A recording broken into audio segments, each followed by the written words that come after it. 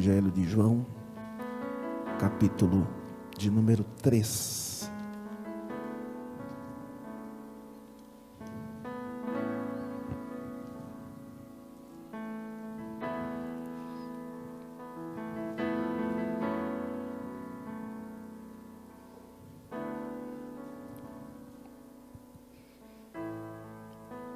A partir do verso 1,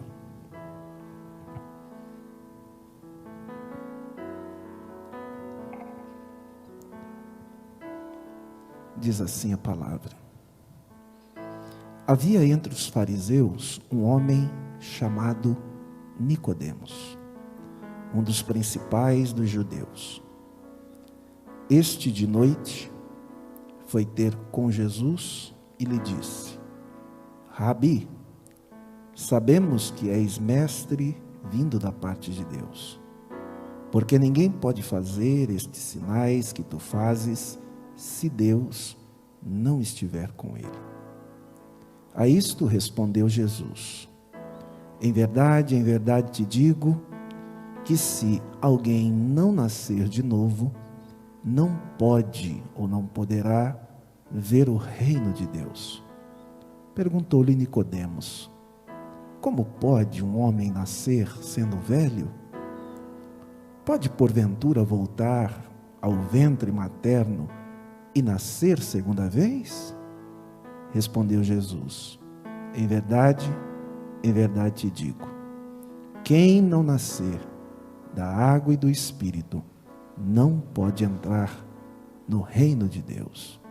O que é nascido da carne é carne, o que é nascido do Espírito é Espírito. Amém? Quero falar com vocês um pouquinho sobre a necessidade do nascer de novo. Nós estamos diante de um texto clássico da Bíblia, onde também nele, nesse mesmo capítulo, nós encontramos um dos versículos que nós mais admiramos e às vezes chamamos como o texto áureo da Bíblia, que é João 3:16, que diz lá: porque Deus amou o mundo, as pessoas, de tal que deu unigênito, para que todo aquele que nele crê não pereça, mas tenha a vida eterna. Então esse é um dos textos clássicos dentro do capítulo de número 3. Porém, a despeito da familiaridade que nós temos com esse texto, eu acredito plenamente que existem verdades exaradas aqui, existentes aqui, que podem serem extraídas para nós analisarmos e também aplicarmos em nossa vida através deste diálogo de Jesus com Nicodemos. Nicodemos era um judeu, fariseu, um líder da sua época, chamado no versículo 1 como um dos principais dos judeus. Significa dizer que ele era membro do Sinédrio, que era como o tribunal maior dentro de Israel, assim como nós temos o Supremo Tribunal Federal. E era um homem de posição, e a expressão atribuída aqui como um principal demonstra a importância desse homem na sociedade da época. E a primeira coisa que eu quero pensar com você é o que levou Nicodemos a estar ou ter com Jesus à noite. O versículo de número 2 vai dizer bem claro: este, Nicodemos, de noite foi ter com Jesus. E alguns estudiosos perguntam por que Nicodemos foi ter com Jesus de noite. Será que seria para não ser visto pelas demais pessoas e manter-se no anonimato? Será que ele tinha um temor do público da época e dos seus pares, e por isso ele vai ter com Jesus à noite? Ou foi simplesmente uma casualidade? Não sabemos. Talvez ele não queria ser visto com o mestre Jesus, a qual ele assim denomina ser, Rabi, como alguém que realizava sinais naquela época. Não sabemos o real motivo. Mas há uma lógica no texto que nos revela qual o motivo que Nicodemos tinha para procurar a Jesus. E o próprio capítulo de número 2, dá uma olhadinha na sua Bíblia e mantenha ela aberta para que você acompanhe. Capítulo de número 2, versículo 23 ao versículo de número 25. Jesus estava em Jerusalém para uma das festas principais, que era a festa da Páscoa. E esta festa era desenvolvida durante um período de 7 dias. E durante esses 7 dias, Jesus fez muitos sinais. E no versículo de número 23 diz que, estando ele em Jerusalém, durante a festa da Páscoa, muitos, vendo os sinais que ele fazia, creram em seu nome. Mas o próprio Jesus não se confiava a eles, porque os conhecia a todos.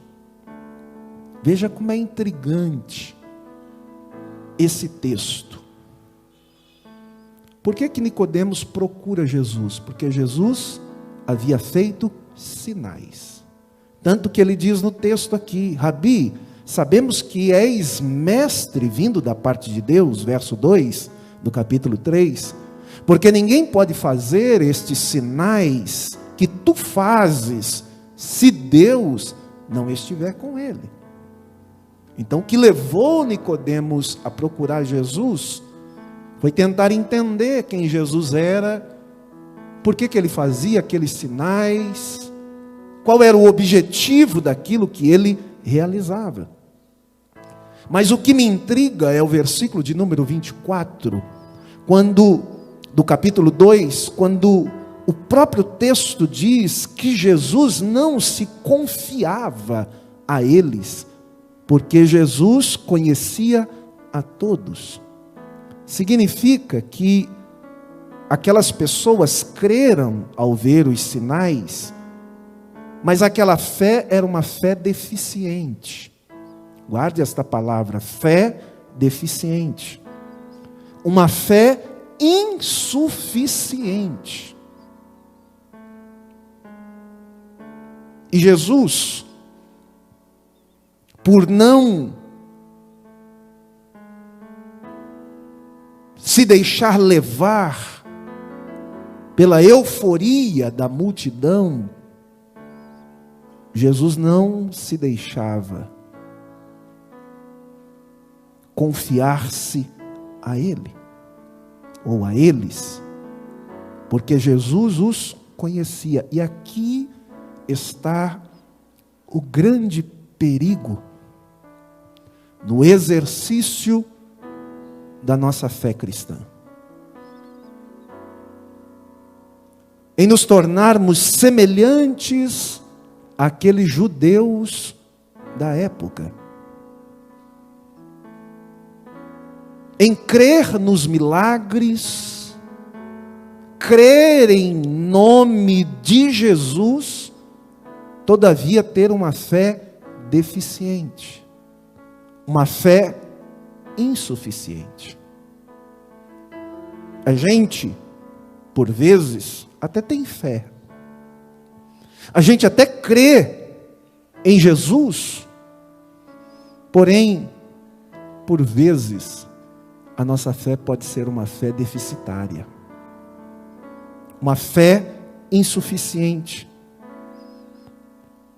E quando uma fé é deficitária, insuficiente, ela não promove redobre a sua atenção, ela não promove mudanças, transformações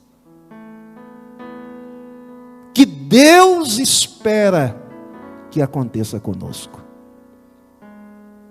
Quando a nossa fé é deficitária, ela não muda nossas atitudes, ela não molda e não transforma o nosso caráter, ela não muda o rumo da nossa vida, porque ela é simplesmente uma fé. Mas é uma fé que não promove salvação, pois não é uma fé salvadora. E essas transformações, elas são fundamentais. E Nicodemos, a ir ter com Jesus, ele vai no mesmo espírito daqueles judeus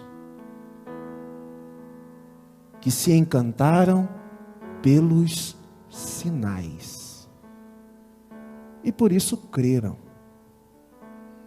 Mas isso não era garantia nenhuma de mudança de vida, de transformação.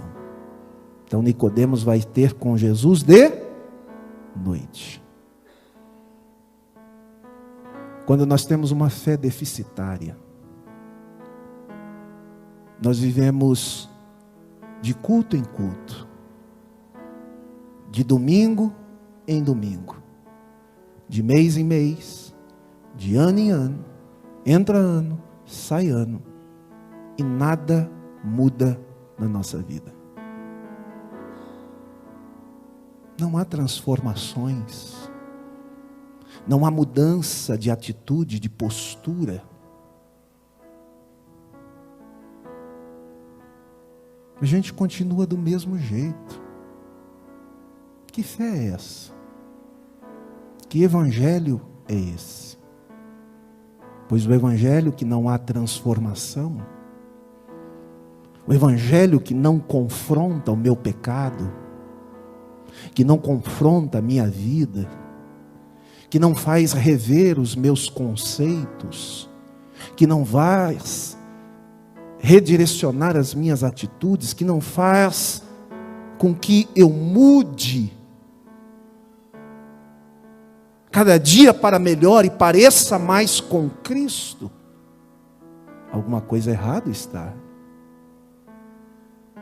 Nós entramos pelo caminho da mera religiosidade.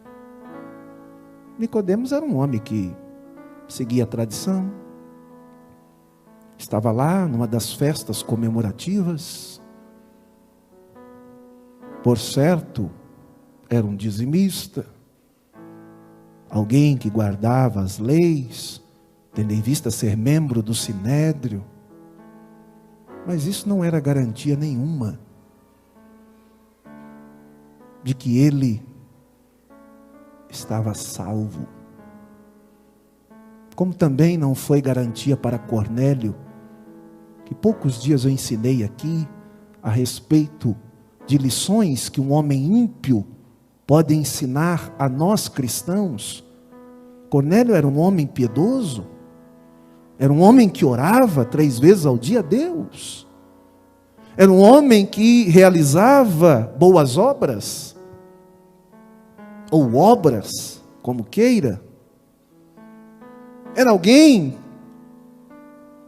cujas suas ações estavam diante de Deus em memória. Todavia, a Bíblia vai dizer em Atos 11:14, que ele não era salvo. Temos na Bíblia, em Atos também, Simão o mago, que quando viu os sinais realizados por Filipe, ele também aderiu às fileiras do Evangelho, principalmente quando chegou Pedro e João e impuseram as mãos sobre as pessoas e elas receberam o Espírito. Ele também foi arrolado às fileiras.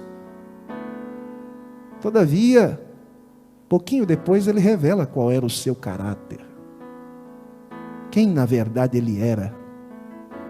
querendo subornar Pedro e João e comprar o poder de Deus, cujas palavras de Pedro são muito fortes naquele texto, como se Pedro dissesse: tu e o teu dinheiro já estão no inferno, pois pensastes comprar com o seu dinheiro o dom de Deus. Dom de Deus não se vende, salvação não se compra.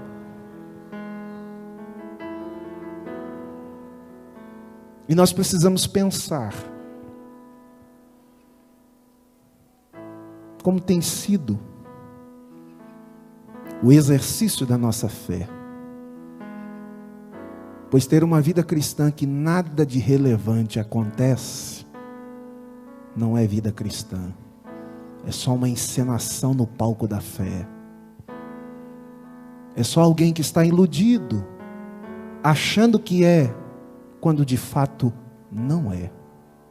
O nosso coração não muda, as nossas atitudes não mudam, não há nenhum esforço da minha parte ou da sua parte para melhorar. Não há nenhuma mudança, cuja a Bíblia chama de metanoia, mudança de mente. Às vezes nós temos uma mente tacanha, pequena. Achamos que o mundo gira em torno do nosso umbigo. Somos doentes espirituais, doentes emocionais. E o doente emocional, ele projeta a sua fé no outro, ele depende tudo do outro. Aí o dia que o outro não consegue suprir as suas expectativas, ele se frustra com tudo, abandona tudo, larga tudo, deixa tudo, e assim. Mas não permite que o Deus de toda cura, o médico de Gileade, alcance os porões da sua alma, para que seja de fato curado e curada.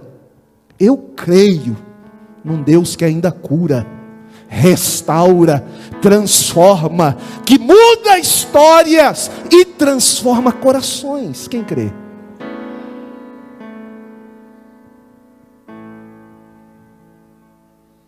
Precisamos analisar isso, pois isso vai determinar se chegaremos onde esperamos ou se não chegaremos.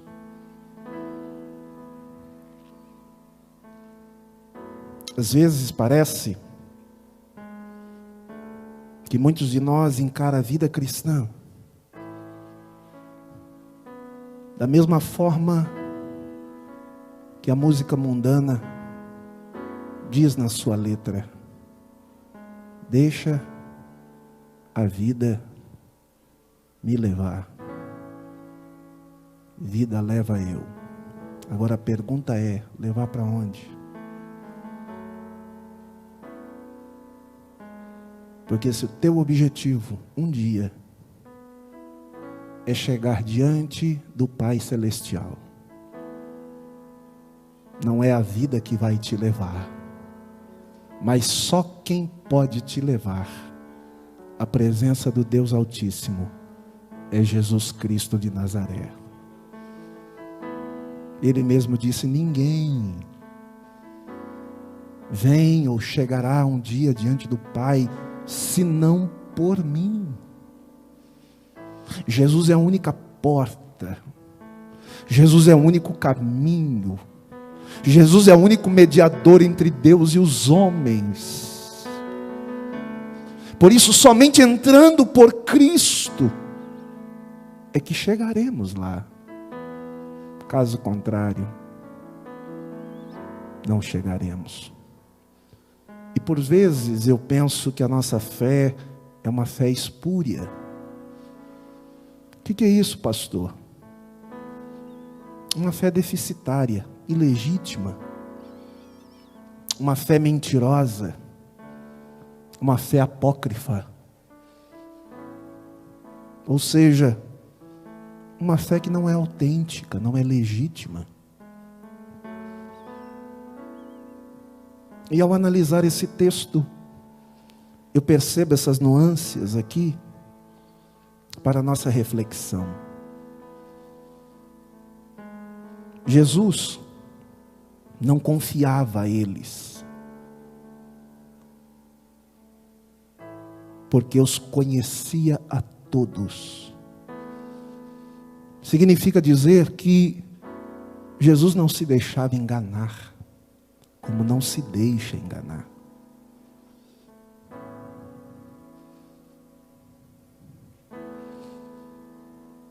Eles não podiam enganar o mestre, ainda que pudessem enganar todo mundo. Mas Jesus não.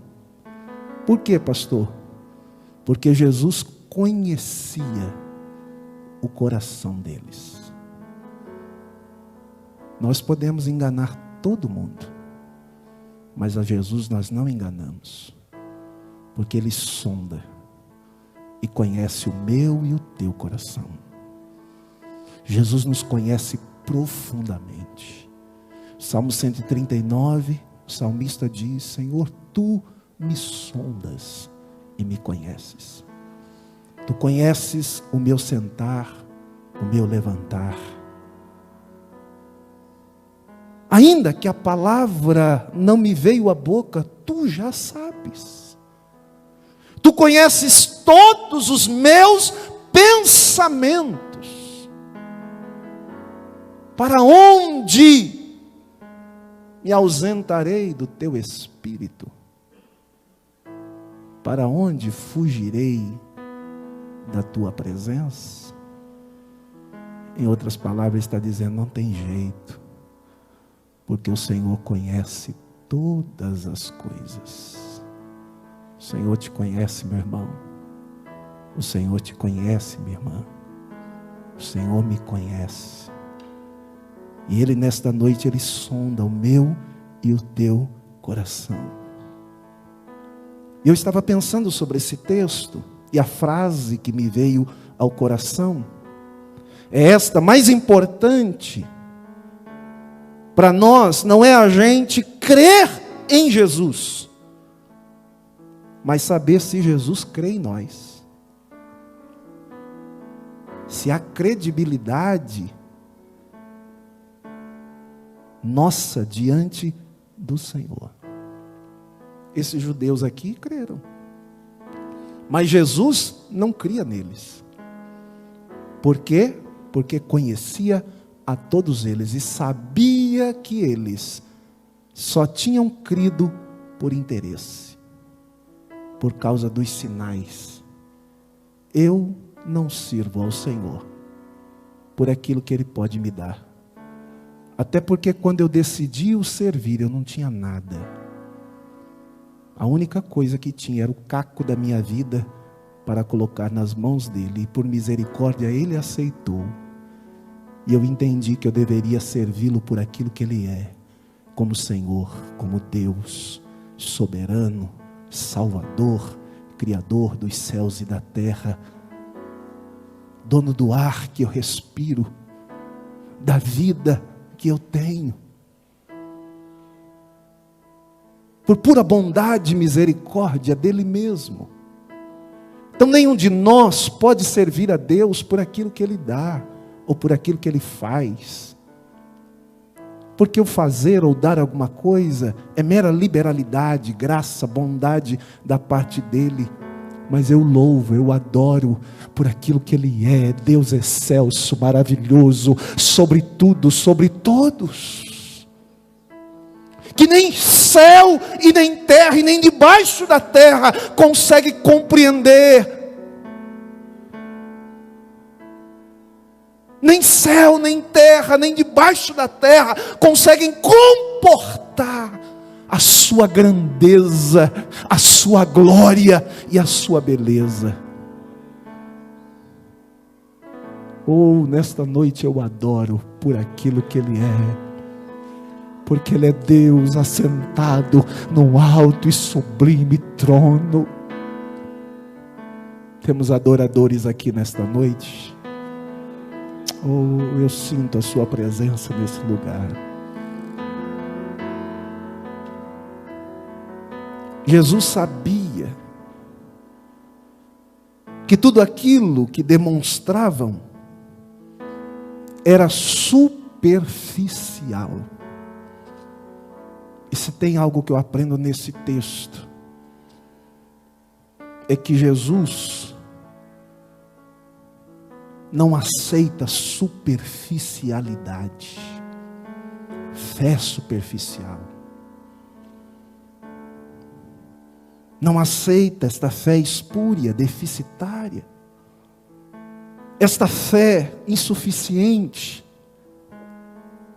esta fé cujo viés é só de interesse. Desculpe, não me leve a mal, me entenda, por favor. Mas eu penso que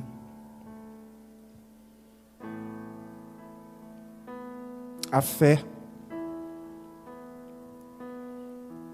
de uma boa parte de nós é muito rasa, é muito superficial. E o pior disso tudo é que a gente acostuma com isso, ao ponto de passar o tempo que a gente passa até gostar disso. Todavia a gente se irrita e fica bravo com alguém que mergulha mais fundo. E às vezes a gente se exaspera e diz: mas por quê? Por que fulano conhece mais? Por que fulano gosta de orar mais? Por que fulano quer aprender mais? Isso irrita algumas pessoas, porque elas se acostumaram tanto em viver na superficialidade, que elas acabam se incomodando quem quer mergulhar mais fundo. Ei, Deus está dizendo: o Espírito Santo é um oceano, onde nós podemos mergulhar mais fundo e descobrir coisas indizíveis que só Ele pode nos revelar. Mas a gente acostuma tanto com a superficialidade que a gente faz dela um padrão para a nossa vida. Então, se eu sou músico, eu não preciso orar, não preciso ler a Bíblia, porque eu já toco. Se eu sou regente, para que eu vou ler a Bíblia, que eu vou orar? Eu rejo. Se eu canto, eu já tenho uma boa voz, é o dom que Deus me deu. Eu não preciso orar, não preciso consagrar, não preciso ler a Bíblia. Se eu canto num grupo, eu já faço a minha parte, eu já estou num grupo. Se eu sou obreiro, eu já sou obreiro. Então, antes de ser qualquer coisa, nós precisamos ser crente em Cristo Jesus. Precisamos ser novas criaturas em Cristo Jesus. Precisamos ser homens e mulheres que desejam profundamente a presença de Deus todos os dias, e todos os dias Deus tem algo para nos conceder, algo para nos preencher, para nos tornar melhor. Agora eu casei, era o que eu queria, casar. Então agora eu não preciso mais servir a Deus, não preciso mais me colocar à disposição de nada, já é o que eu queria, estou satisfeito. O reino de Deus e o reino dos céus é muito mais do que essas questínculas, do que essa superficialidade que a gente estabeleceu como regra de vida cristã para nós. Nesta noite o Espírito Santo está dizendo que Ele quer que eu e você mergulhe mais fundo, que a gente conheça e tenha mais intimidade com o Pai, para que quando nós estivermos diante dessas questões que tiram o teu sono, que te incomodam, que tira a tua paz, você possa ter a segurança que só Ele pode dar. Mas só tem essa segurança quem tem vida com Deus. E é tempo de despertarmos do sono para termos vida com Deus, para termos compromisso com Deus.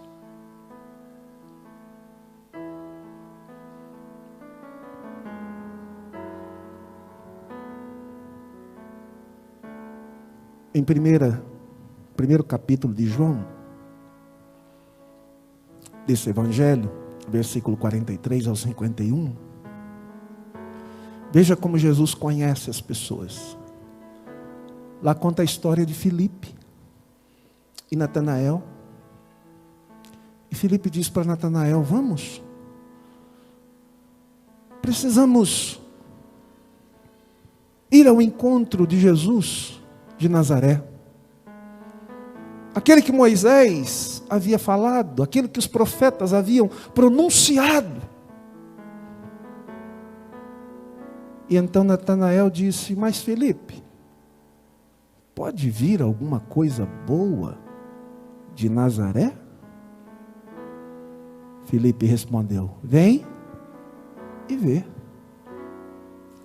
E quando eles se aproximam, Jesus avista de longe, e ao chegar diante de Jesus, Jesus olha para Natanael e diz: eis um verdadeiro israelita, em quem não há dolo. Ele diz: onde tu me conheces? De onde? Jesus diz: eu te vi, antes mesmo que Filipe te chamasse. E ele diz: Senhor! Ele diz: ora, só porque eu disse que te vi, você creu? Jesus conhece, Ele sabe quem nós somos. Ninguém precisa dizer para Ele. Aquelas pessoas, nenhum homem poderia dizer para Jesus, e nem Jesus precisava perguntar quem eles eram.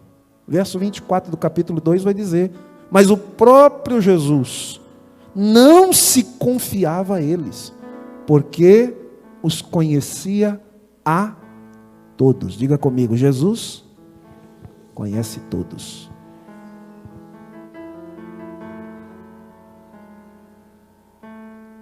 Inclusive você, com essa vida que você está levando, com essa superficialidade que você está vivendo, com essa vida média, medíocre, que não aumenta 1 milímetro, conforme os dias passam.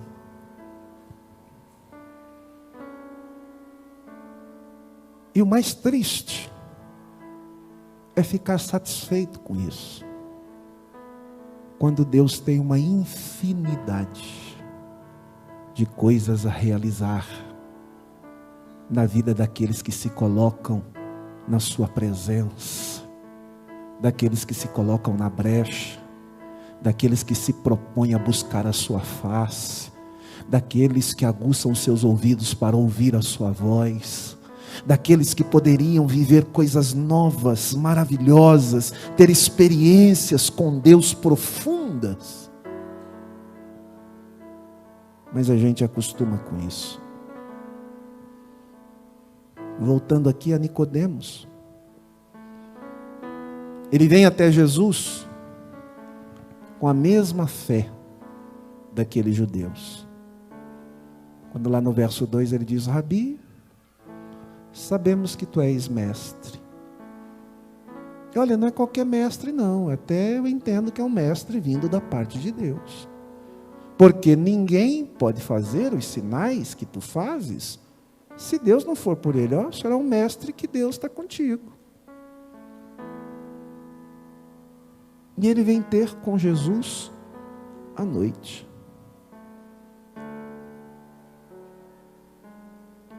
Donald Carson,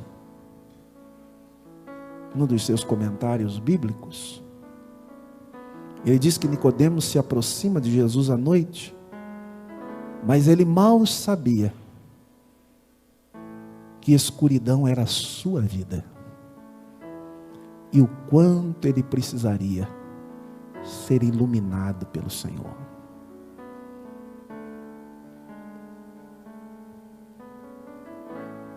Ele vem até Jesus, ele tinha boas informações de Jesus, mas ainda lhe faltava uma coisa: a fé salvadora.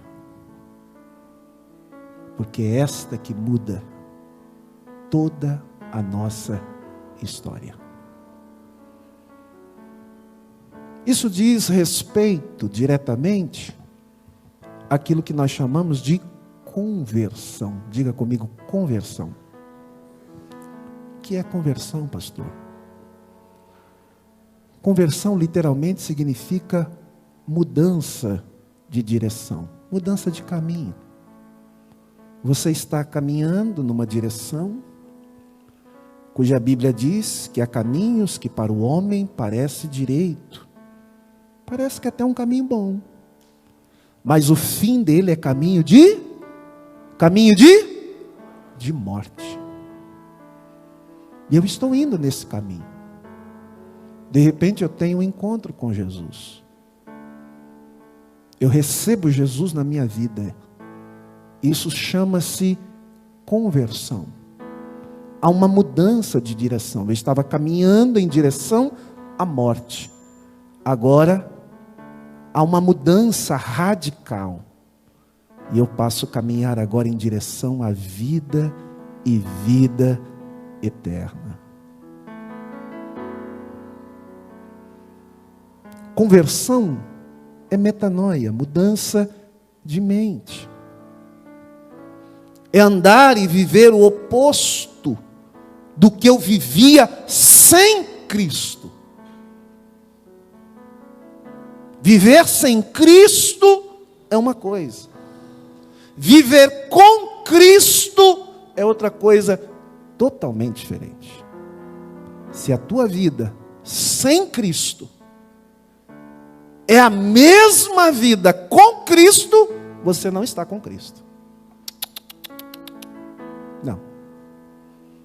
Porque a vida sem Cristo é uma vida de morte, de condenação, de perdição.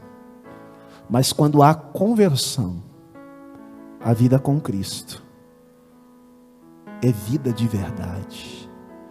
Não mais morte, mas agora abundou a vida. Não mais pecado, agora vida consagrada e santificada ao Senhor. Não mais condenação eterna, mas agora vida eterna para a glória de Deus Pai. Então uma vida totalmente diferente. A vida com Cristo muda os nossos hábitos. A vida com Cristo muda a nossa linguagem. A vida com Cristo muda a nossa mente, o que nós pensamos. A vida com Cristo muda as nossas escolhas. A vida com Cristo muda as nossas amizades. A vida com Cristo muda os nossos comportamentos. A vida com Cristo muda todas as áreas da nossa vida, porque Cristo é mudança. Sem Cristo não há mudança, mas com Cristo toda mudança inicia-se para grandes mudanças e transformações. Você entende isso? Você compreende isso? Porque só assim você saberá se você está ou não em Cristo. Porque quem está em Cristo, segundo Paulo escreve em 2 Coríntios 5,17, nova criatura é. Olha aí o detalhe. As coisas velhas se passaram, ficou para trás. Olha a expressão, tudo se fez, e o verbo se faz novo. Todo dia tem algo novo de Deus para aqueles que estão em Cristo Jesus. Levante a sua mão bem alto, se você está em Cristo, e glorifique esse Senhor maravilhoso, que é capaz de proporcionar tudo novo em nossas vidas. Aplauda ao Senhor nesta noite.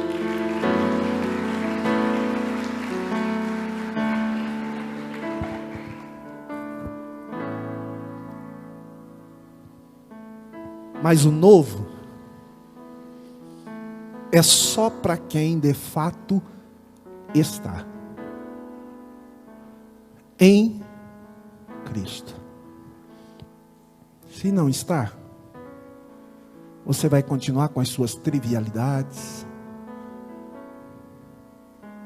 com a sua falta de respeito com as pessoas,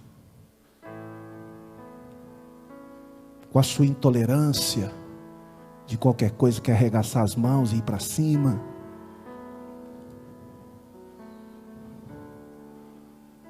Vai continuar com as suas fofocas, descendo a língua e falando mal dos outros, reclamando de tudo. Nada está bom, nada serve. Como se você fosse o expert, a expert em divindade, em evangelho, e já soubesse tudo. Só o que parte de você é bom, o que dos outros não serve, não presta. Porque quem de fato não está em Cristo, não entende o que a gente veio fazer aqui. Porque a gente já vem com aquela arrogância e prepotência. Vamos ver como é o culto hoje. Se é bom ou se não é bom. O culto não é para você. O culto não é para mim. O culto que a gente veio prestar é para Ele. A Ele a honra. A Ele a glória. A Ele o louvor. A Ele a adoração.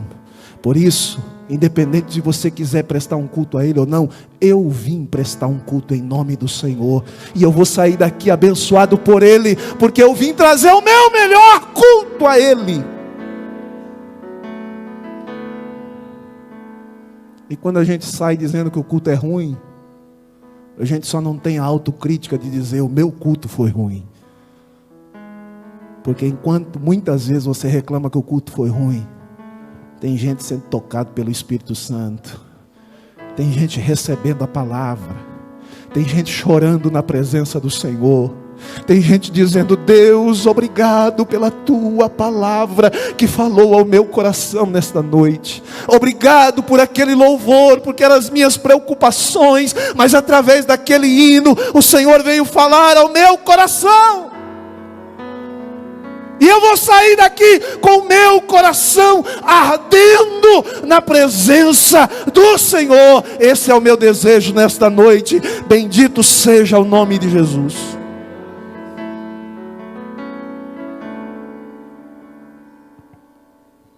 Paulo traduz isso, conversão,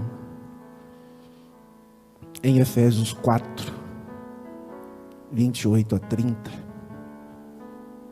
Quando ele diz, conversão é mudança. Aquele que roubava, não rouba mais. Antes trabalhe com as suas mãos. Ele diz mais, não saia da sua boca nenhuma palavra torpe. A expressão original aqui, nenhuma palavra podre, palavra que adoece. Mas unicamente o que for bom para edificar. Não entristeçais o Espírito Santo, o qual foste selado para o dia da redenção. Aquele que mentia não minta mais. Aquele que fraudava não fraude mais. Aquele que andava em maus companhias não ande mais. Aquele que detonava as pessoas falando delas, não fale mais. Saia da sua boca aquilo que edifica. Em Efésios 4, 20 e 22, Paulo diz mais, dá uma olhadinha aí na sua Bíblia, Efésios 4, 20 e 22.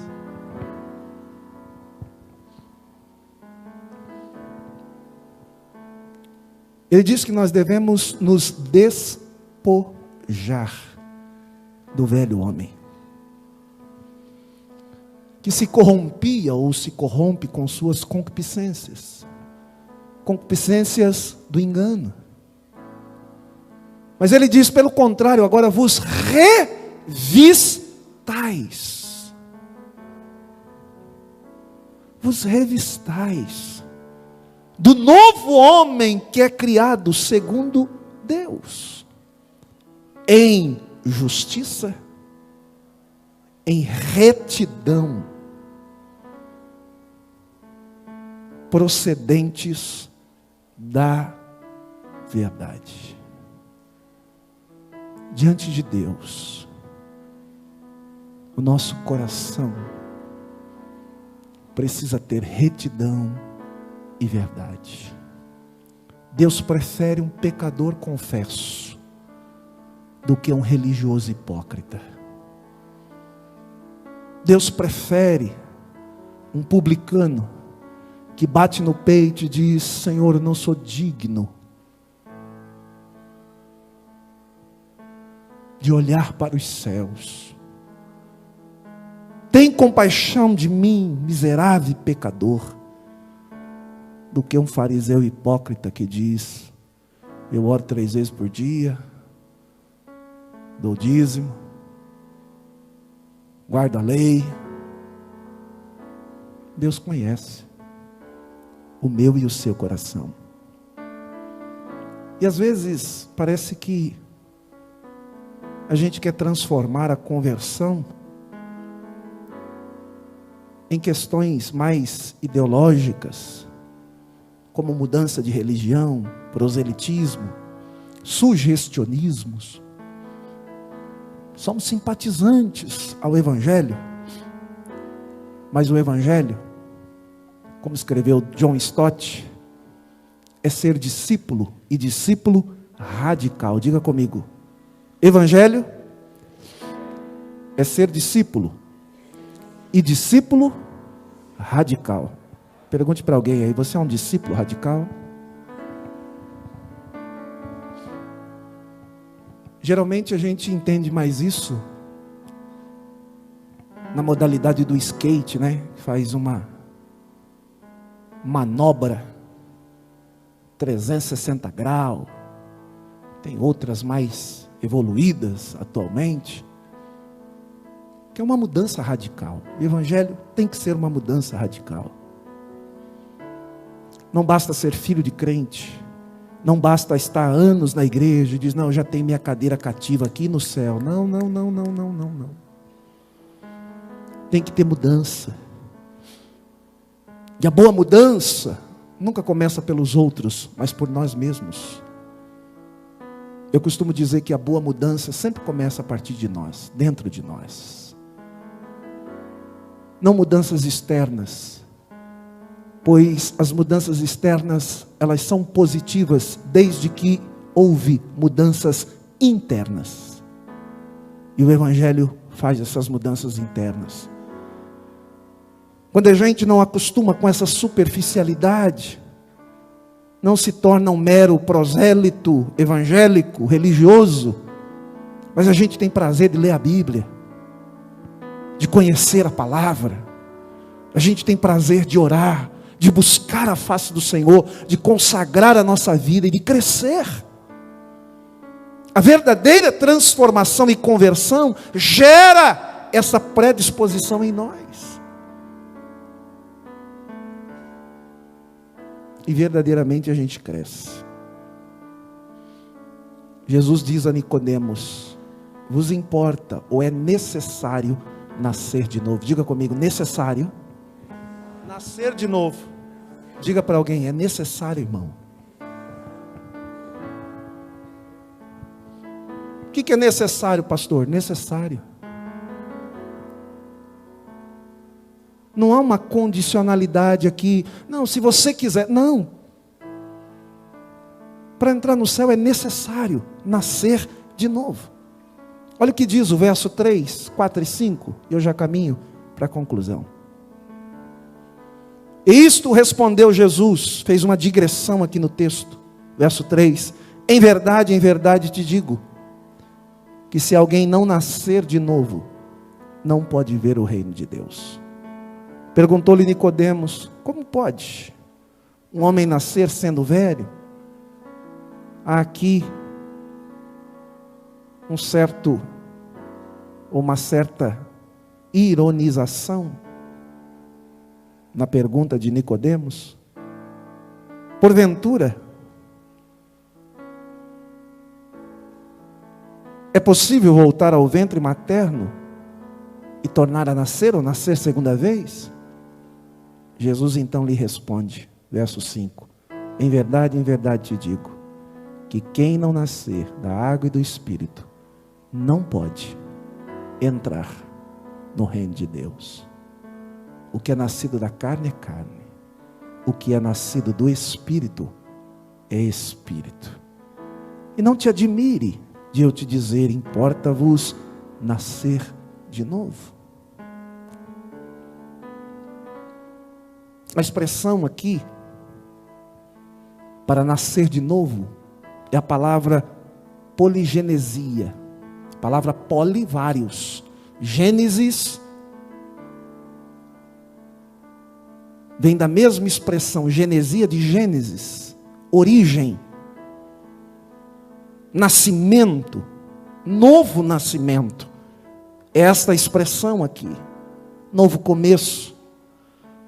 A ideia primária do texto, do radical aqui, poli, vários, Gênesis, nascimento, origem, várias origens, é porque a terminologia, ela é bem abrangente, ela não consegue se definir unicamente, então ela abre um leque muito grande.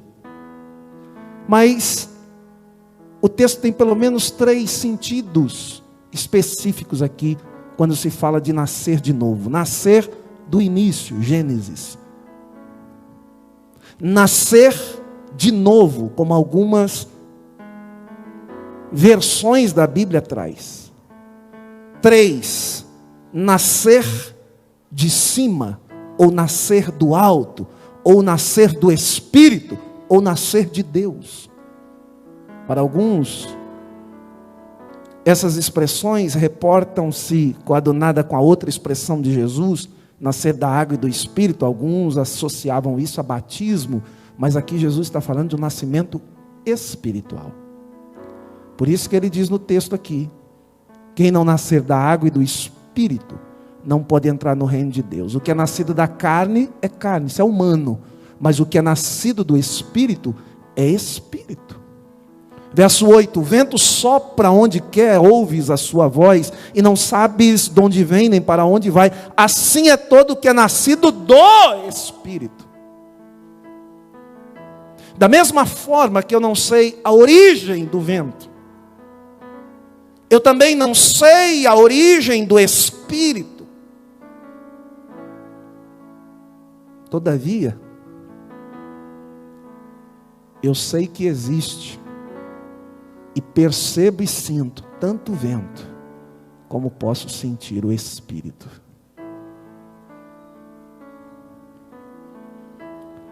E diante dessa percepção, desta palavra, poligenesia, aqui está implícito aquilo que nós chamamos de regeneração.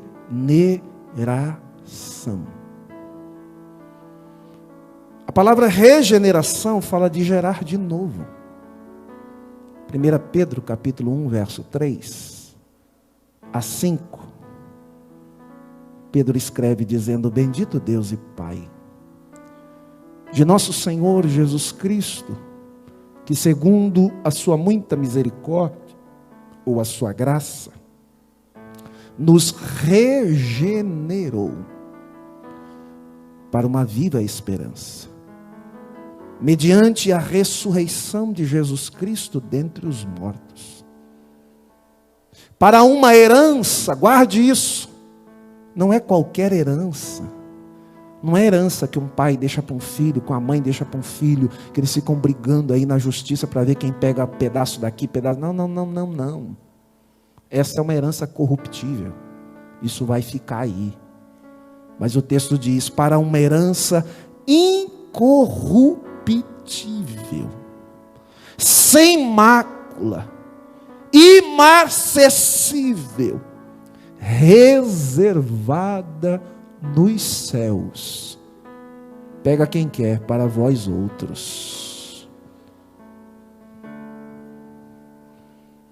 que sois guardados pelo poder de Deus mediante a fé, para a salvação preparada para se revelar nos últimos tempos, ou nos últimos dias. O texto fala de regeneração como nova criação. Já citei aqui, 2 Coríntios 5,17, aquele que está em Cristo, nova criatura é. As coisas velhas se passaram, eis que tudo se fez novo. Mas a Bíblia também traz uma expressão, essa poligenesia, pois ela também tem a sua raiz no hebraico, no Antigo Testamento. Quando lá em Ezequiel, capítulo 36, verso 24 a 26, Deus está falando de uma transformação e do poder que Deus tem de transformar um coração de pedra em um coração de carne, para que Ele possa agir. Regeneração é nova vida, é a morte do meu eu. Isso é regeneração. Gálatas capítulo 2, verso 22. Já estou crucificado com Cristo, e não vivo mais eu, mas Cristo vive em mim. E a vida, oh aleluia, que agora vivo na fé do Filho de Deus, que me amou e a si mesmo se entregou por mim. Levante a sua mão e adore esse Jesus que fez isso por nós. Jesus não estava falando de um nascimento biológico, mas nascer da água e do Espírito. A água fala de lavagem, de purificação, de limpeza. E do Espírito fala de uma ação que só Deus pode realizar, pois é um nascimento não debaixo da carne, ou voltar o ventre de uma mãe e nascer. Não, Nicodemos, é nascer do alto, é nascer espiritualmente. Porque só quem nasce espiritualmente, um dia vai se apresentar diante do Deus Todo-Poderoso. Fique em pé, por gentileza, em nome de Jesus. Donald Carson diz que o caráter das pessoas nascidas de novo é determinado pela fonte que o gerou. Se você é nascido de Deus, você tem o caráter de Deus. Mas se você não nasceu de Deus, você não tem o caráter de Deus. Mateus 7,20: pelos seus frutos o conhecereis. Nossa equipe de louvor, vem adorar o Senhor. John Stott disse num dos seus livros que confessar a Cristo como Senhor e não obedecer à sua vontade é a mesma coisa que edificar a sua casa sobre a areia. Quando vir os ventos, quando vir a chuva, vai dar com força nela, e ela não vai resistir. Mas se a minha vida e a sua vida estiver edificada em Cristo, pode vir os ventos, pode transbordar os rios, e pode dar contra ela, ela não será abalada, porque ela está firmada em Cristo. Se você estiver firmado em Cristo, você não se abalará. Pastor, por que é necessário nascer de novo? Primeiro, porque a inclinação do nosso coração é contra Deus. Naturalmente, a nossa natureza pecaminosa, ela é contra Deus. Pastor, por que eu devo nascer de novo? Porque sem o novo nascimento, nós não podemos ver e nem entrar no reino de Deus. Pastor, porque eu preciso, porque eu necessito do novo nascimento? Porque só a fé intelectual, emocional ou superficial, ela é insuficiente para herdar a vida eterna e o reino de Deus. Pastor, porque eu necessito nascer de novo? Porque o novo nascimento é uma ordem expressa de Jesus. É uma condição sine qua non, ou seja, sem a qual não. Sem essa condição, eu e você jamais herdaremos a vida eterna. Por isso, sem o novo nascimento, o céu estará de portas fechadas para mim e para você. Sem o novo nascimento, Deus será contra nós no juízo. Terrível. Você está de um lado e Deus como juiz contra você e eu. Eu não desejo isso para ninguém. Sem o novo nascimento, a palavra de Deus nos condenará. Mas com o novo nascimento, ela nos salvará.